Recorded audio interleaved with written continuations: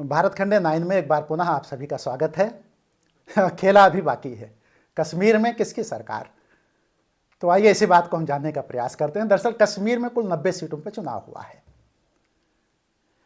LG जब 5 विधायकों को मनोनीत कर देंगे तो कुल विधायकों की संख्या 95 हो जाएगी, 95। देखिए, सरकार चलाने के लिए आधे से अधिक विधायकों की जरूरत पड़ेगी,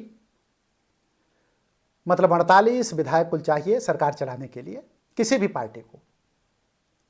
और अभी नेशनल कॉन्फ्रेंस के पास 42 विधायक हैं और कांग्रेस के 6 विधायकों को, चूंकि कांग्रेस के 6 विधायक हैं, इनको अगर मिला दिया जाए तो ये संख्या पूरी हो जा रही है, 42 6 48 हो जा रहे हैं। और कश्मीर में नेशनल कॉन्फ्रेंस और कांग्रेस की मिलीजुली सरकार बन जा रही है। लेकिन बात ये नहीं है कि सरकार अभी किसकी बन रही है, सरकार तो बन ही रही नेशनल कॉन्फ्रेंस की, बल्कि बात यह है कि बीजेपी की सरकार 6 महीने के अंदर कश्मीर में कैसे बनेगी, यह सबसे बड़ा प्रश्न है। हाँ, सिर्फ 6 महीने के अंदर बनने जा रही है भारतीय जनता पार्टी की सरकार।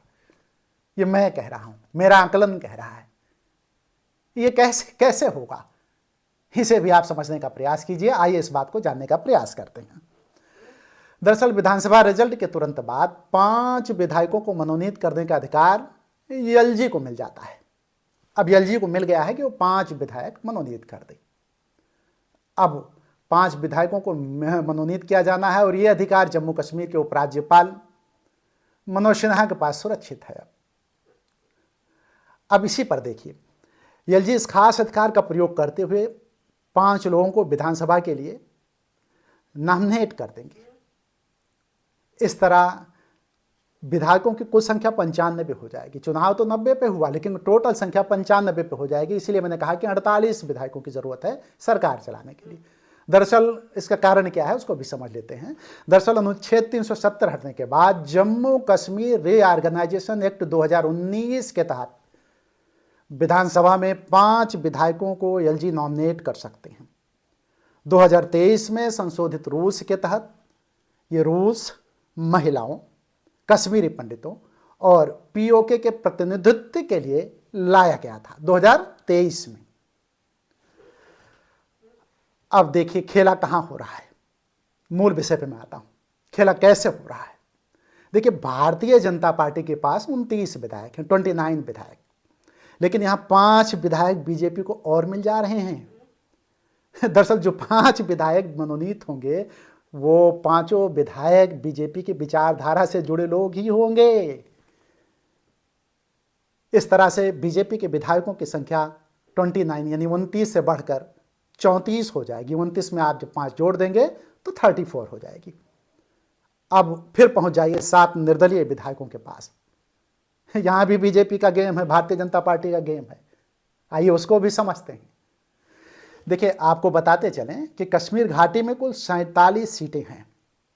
घाटी के अंदर की बात मैं कर रहा हूं। अब 47 सीटें हैं टोटल, लेकिन बीजेपी ने सिर्फ 19 सीटों पर ही अपने प्रत्याशी उतारे थे।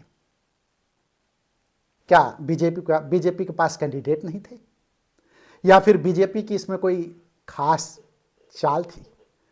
आखिर सभी सीटों पर भारतीय जनता पार्टी ने अपनी कैंडिडेट क्यों नहीं उतारे? तो आइए इसको भी समझते हैं। देखिए, पार्ट में आपको समझना पड़ेगा सारी चीज। दरअसल बीजेपी वो पार्टी है जो बहुत दूर तक सोचकर चलती है, मतलब दूरंदेशी।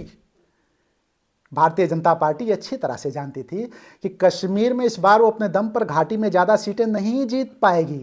ये भारतीय जनता पार्टी पहले से जानती थी और इसी वजह से पार्टी ने निर्दलीय उम्मीदवारों पर अपना दांव लगाते हुए उन्हें अपना सपोर्ट दे दिया।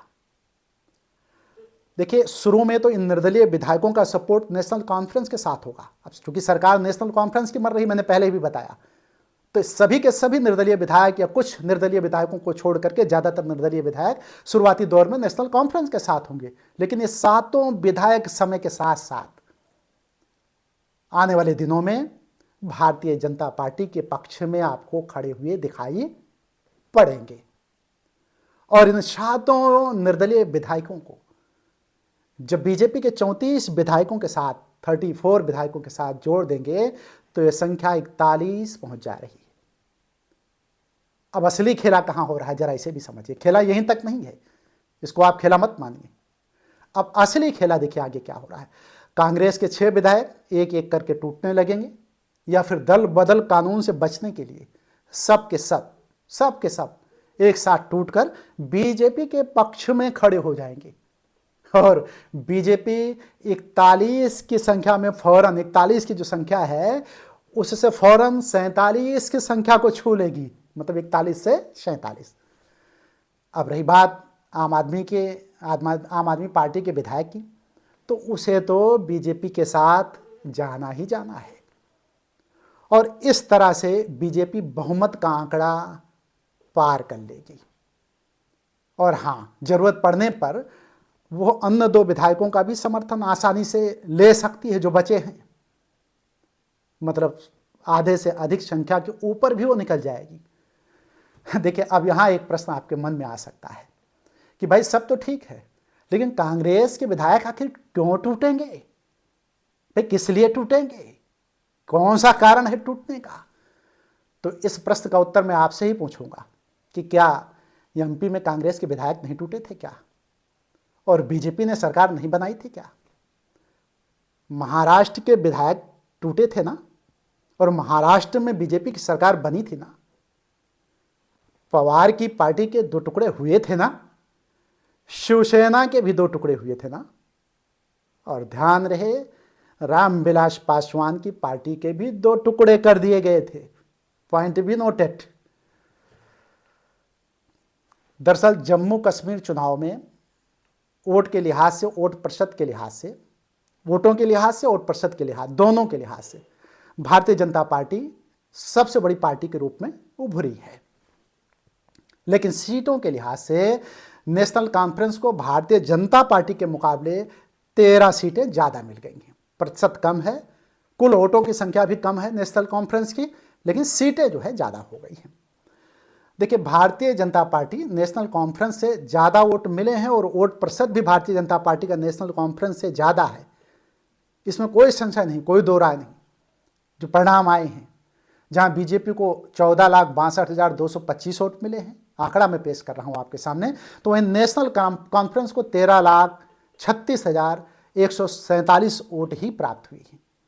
अगर दोनों में घटाया जाए दोनों का कुल वोटों का, तो इस तरह से नेशनल कॉन्फ्रेंस के मुकाबले भारतीय जनता पार्टी को 1,26,078 वोट ज़्यादा मिले हैं। और अब आइए वोट प्रतिशत पर। तो वोट प्रतिशत की बात जब रही, तो वोट प्रतिशत में भी भारतीय जनता पार्टी को 25.64 मतलब 25.64% वोट मिले हैं, जबकि नेशनल कॉन्फ्रेंस का वोट प्रतिशत 23.43 मतलब 23.43% रहा है। दोनों दलों के वोट प्रतिशत में भी कोई छोटा मोटा गैप तो है नहीं, इसको आप भी जान रहे हैं। 2% से अधिक का गैप आ रहा है, मतलब 2.21% का गैप हो रहा है। और 2.21% का गैप होते हुए भी सीटों के मामले में बीजेपी के 29 सीटों के मुकाबले नेशनल कॉन्फ्रेंस में 42 सीटें जीती हैं। और उसी जगह पे 11.97% वोट शेयर के साथ कांग्रेस कुछ खास नहीं कर पाई है, लेकिन 6 सीटें जीत करके कांग्रेस तीसरे नंबर पर बनी हुई है। पीटीपी 3 सीटें, रिकॉर्ड बड़ा खराब हो गया इसका। आम आदमी पार्टी 0.52% वोट शेयर के साथ 1 सीट जीतने में सफल रही, लेकिन उससे कहीं अधिक 0.96% वोट शेयर पाने वाली बहुजन समाजवादी पार्टी 1.16% वोट पाकर JKNPP जैसी पार्टियां भी मतलब अपना खाता तक नहीं खोल पाई है। देखिए, भाजपा को अब तक के इतिहास में सबसे अधिक सीटें मिली हैं, और वो कभी नहीं चाहेगी, मतलब भारतीय जनता पार्टी कभी नहीं चाहेगी कि धारा 370 खत्म करके अति संवेदनशील कश्मीर की सत्ता दूसरे के हाथ में रहे। एक दूसरा ऑप्शन भी भारतीय जनता पार्टी के पास है, उसको भी मैं रख देता हूं, वो भी आंशिक तौर पे एक्सेप्टेड है कि भारतीय जनता पार्टी आने वाले समय में नेशनल कॉन्फ्रेंस के साथ भी मिलकर सरकार बना सकती है, और नेशनल कॉन्फ्रेंस कांग्रेस से अपना पल्ला झाड़ लेगी, और नेशनल कॉन्फ्रेंस केंद्र की सरकार का सहयोग लेते हुए भारतीय जनता पार्टी को स्टेट गवर्नमेंट में अपने में एक साथ मतलब शामिल करके हुकूमत में जो है नेशनल कॉन्फ्रेंस और भारतीय जनता पार्टी आ सकती है। इसके पहले भी पीडीपी ने जो है भारतीय जनता पार्टी के साथ सरकार वहाँ पे चलाई है, और फारूक अब्दुल्ला ने भी अटल बिहारी वाजपेयी की सरकार में शामिल होकर के समझौता पहले कर रखा था। तो ऐसा नहीं है कि नेशनल कॉन्फ्रेंस जो है वो भारतीय जनता पार्टी के साथ सरकार ना चला सके। तो कांग्रेस से पल्ला, देखिए इसमें सारा नुकसान किसी का अगर होना है तो नेशनल कॉन्फ्रेंस का नहीं होना है, होगा अगर भारतीय जनता पार्टी अब खुद की सरकार चलाती तो नेशनल कॉन्फ्रेंस खत्म हो जाएगी, और कांग्रेस किसी भी स्थिति में, चाहे वो नेशनल कॉन्फ्रेंस के साथ भारतीय जनता पार्टी सरकार बनावे या फिर नेशनल कॉन्फ्रेंस को हटा करके भारतीय जनता पार्टी सरकार बनावे, नुकसान होगा तो वो कांग्रेस का होगा। इसलिए कांग्रेस को आत्ममंथन, आत्मचिंतन करने की जरूरत है। लेकिन ये तय है कि आने वाले 6 महीने के अंदर भारतीय जनता पार्टी की सरकार कश्मीर में बनने जा रही है, ये निश्चित है, ये तय है। ये आकलन हमारा कैसा रहा? यदि इस आकलन से आप सहमत हैं तो हमारे इस वीडियो को पे कमेंट करें, और यदि वीडियो पसंद आया हो तो लाइक कर दें, कमेंट के साथ साथ शेयर और सब्सक्राइब भी कर दें चैनल को। आप सभी को बहुत बहुत धन्यवाद। इन्हीं बातों से मैं अपनी बात खत्म करता हूँ।